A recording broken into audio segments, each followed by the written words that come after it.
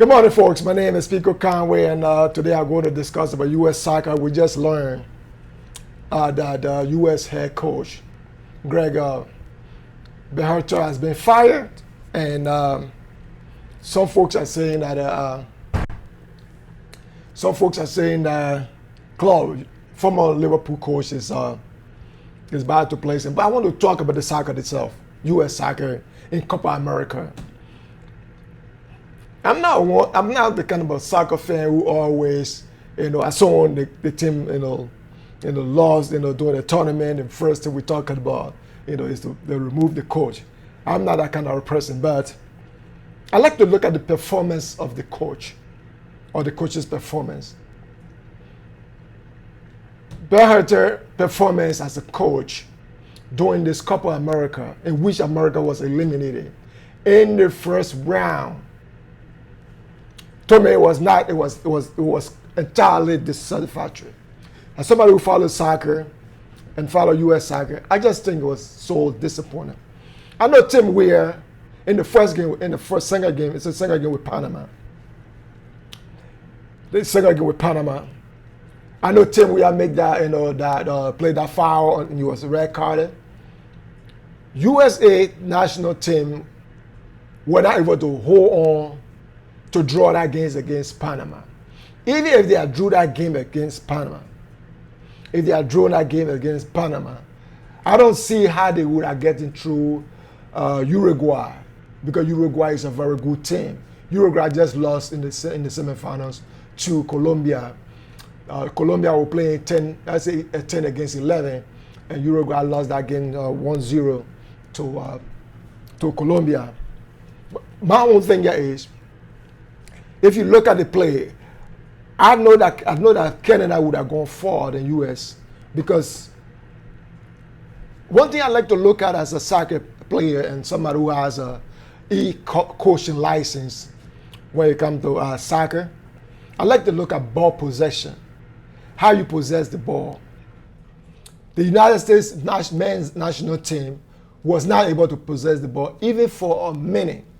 The ball was bobbling around, players all over the place. And I was looking, is this the same team that I saw in 2022 World Cup that played decent football? Is this the same team that is playing against Uruguay and could not make, their play was so disjointed that I begin to wonder, what is he teaching them? What style of play are they trying to, is he trying to develop? Is he trying to develop a passing game? Is he trying to develop, a defensive-minded team? What style of play was Berhalter trying to develop? I don't know. I didn't see it. I don't want to be so hard on the coach because he won over the past years. He played 74 matches. He won 44. He drew 13, and then he lost 17. He won two CONCACAF National,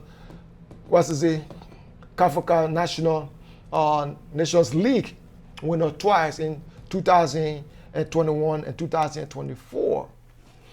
But that's not what we want to see, because USA is going to be hosting the World Cup in 2026.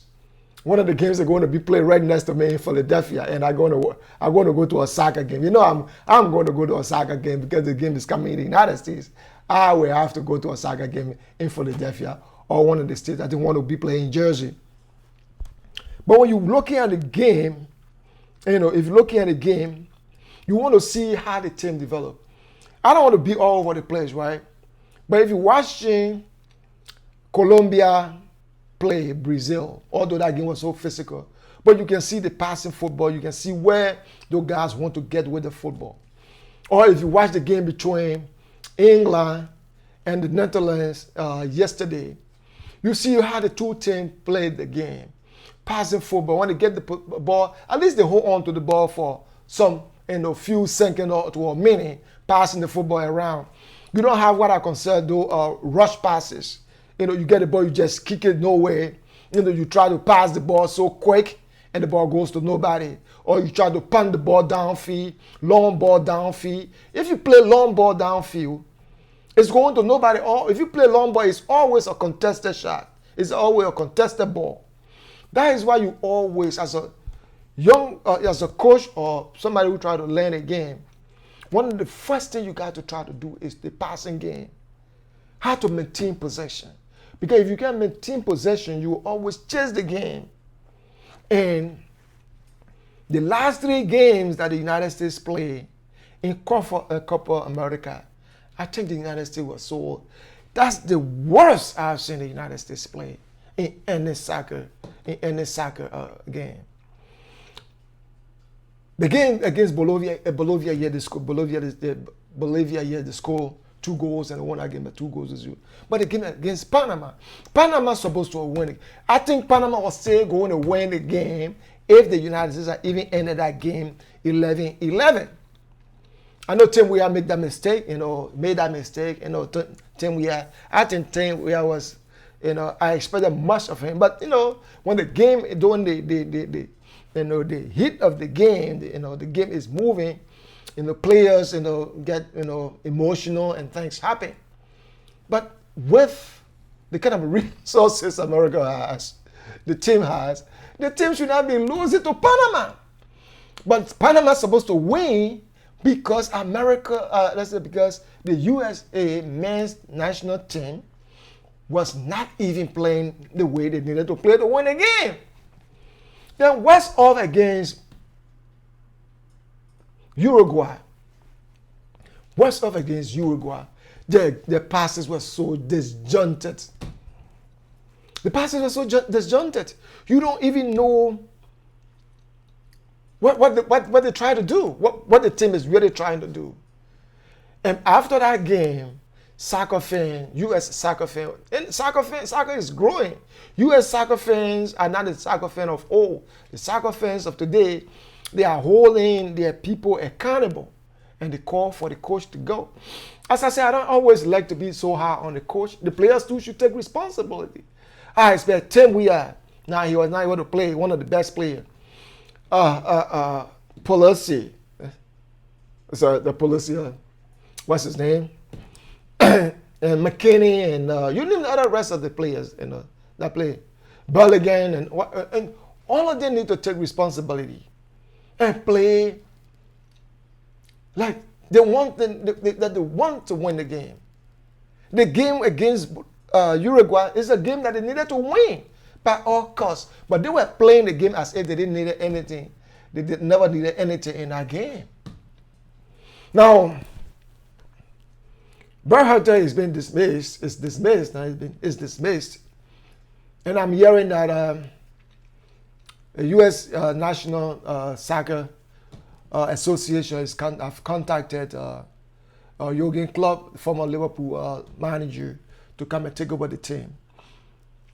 I don't know how true that information is. Whatsoever the case is, if he's the one that contacted to come to take over the team, he's going to be a good fit. But what are the team?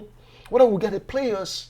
If I say we, because I'm a U.S. citizen now, as I said, what do we get the players that can really, transition from where they are right now, step the game up at another level, and compete in the World Cup that they are hosting, and then get kicked out of the World Cup in the very first round of the tournament. And this is where I'm not too excited when it comes to Jurgen Klopp coming to the team. Because we have, what's his name, Klinsmann. Klinsmann is a good coach. But I don't see United States soccer, developing the way I expect it to develop. We are good at everything. Everything in the world, America is good at it. Why are we soccer? Why? What's the reason? I can't wrap my head around it. As a soccer lover, I can be so impressed with our women's national team. Best in the world. U.S. women's national team is the best in the world. Even if I'm not so much concerned of they not winning.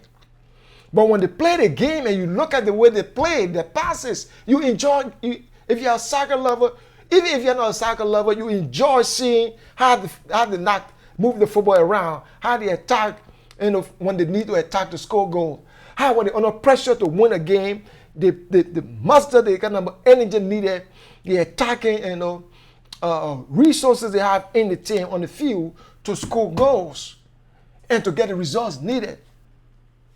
America is good at everything. Basketball with the best. Now the U.S. Basketball team is just played yesterday. They played Canada yesterday in the exhibition match or something. Preparing for the Olympics. You got LeBron James, Steph Curry, you got Joel Embiid, you got Anthony Davis, you got Anthony Howard, from Minnesota. You got all these guys there going to compete in the Olympics for the U.S. national basketball team. We are best at everything we do. Economically, militarily, in medicine, in whatsoever you can see. Why are we feeling what is responsible? I think we need to talk to some of our experts in the other area disciplines to see what's happening with the U.S. men's national team. So the coach is out. We want to see who they're going to bring in. And we want to see what style of play he's going to develop. But whatsoever style of play he develops, the passing game must be part of it. Possessing the football. Look at Germany play. Look at England play against Netherlands yesterday. Look at Spain play, what is best when it comes to passing football. Look at Brazil, one of the best in passing football. Play. Those are the kind of football we want to see the U.S. play. People blame Team we have for USA being kicked out of the world, out of the COPA America, because of that red card against Panama. They should not be losing the game against Panama. With all due respect to Panama. But the reason I knew that they were going to lose that game to Panama, because Panama were playing what I describe as the possession football. Panama were passing the ball. You could see what they were trying to do. They were passing the ball around, tiki-taka football. But the United States was so disjointed, even when you play 10 against 11, Colombia played 10 against 11 yesterday. Although I was not too impressed with the semi-final between Colombia and Uruguay, because it was almost like a wrestling match. They didn't concentrate on the football. They were it was too physical play. That even led to the red card of what's his name, Nunes or something. And so Colombia had to play 10 against 11. But let's come back to U.S. national football. We agree that team we have played a foul, but America foul that led to red card, egregious foul. America would have hold on and win, but they don't have the team. They were a bad team on the day, or they were a bad team doing the Copa America, and the result proved it. Now I hope they're going to get the kind of a coach who's going to really press on the team, identify and develop the kind of players who can play at the standard of Brazil, Germany, England, Netherlands, Turkey at that level. That's the kind of a coach we look for. Greg did his part. He's gone now. The coaches, that's the players too. They have to take responsibility. They should be, trying to get the result necessary. They should try to play the kind of a football, that they need to play. They are all playing a big league, McKinney, Pulisic, Bellingham, all of them are playing big league. Tim Weah, they are all playing big leagues. So they should play at the same level of every good team in the world. So folks, U.S. men's national team has dismissed Gregg Berhalter. We hope that they bring in somebody very competent and the players are willing ready to put on the best performance so that the World Cup that is coming to the United States, we will not be eliminated in the first round, in the group stages, like we just did in Copa America. To conclude, Copa America final is going to be between Argentina and Colombia on Sunday. Also, in the European Champions League, England will be facing Spain in the finals. It's also going to be on Sunday. So we're going to have good games on Sunday. England defeated Netherlands 2-1 yesterday. What's the name? Watkins scored the last goal after they brought Hurricane down. So we're going to see good football on Sunday. We hope that the United States is going to appoint somebody. If Jurgen Klopp is the guy, we hope when he comes, he can help change U.S. soccer to something better.